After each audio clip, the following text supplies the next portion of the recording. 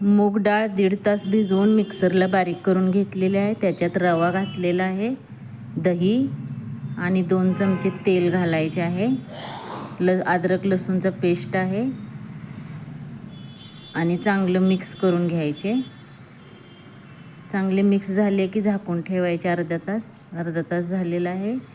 त्याच्यात आता आपण मीठ घालून घेऊया आणि कोथिंबीर घालायची, खायचा सोडा घालून चांगलं मिक्स करून घ्यायचे. आता आपण चाळणीला तेल लावून घ्यायचे.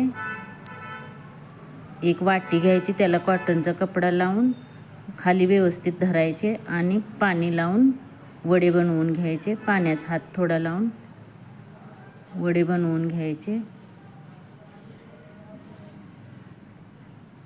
हाताला थोडं पाणी लावून बनवायचे, छान बनतात.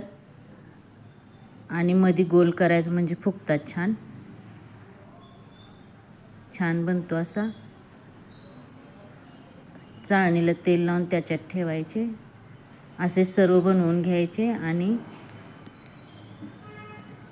असे सर्व बनवून घेतले की पाणी ठेवायचे. पाणी उकळले की त्याच्यावर चाळण ठेवून झाकायचे आणि 12 मिनिटानंतर चेक करायचे. 10-12 मिनिटाने.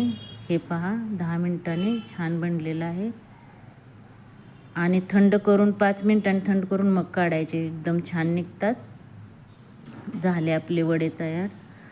आणि याला आता फोडणी द्यायची. तेलात मोहरी आणि जिरे टाकायचे, कढीपत्ता,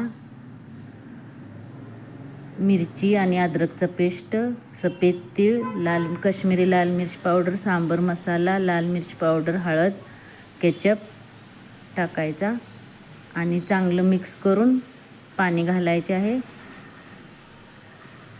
पाणी तुम्ही वडे भिजायपुरते घाला, म्हणजे मी पाऊण कप घातलेला आहे. आणि आता याच्यात वडे घालायचे. वडे घालून 2 मिनटं झाकायचे चांगले, त्याला वाफ लागली पाहिजे. आणि बनले आपले वडे.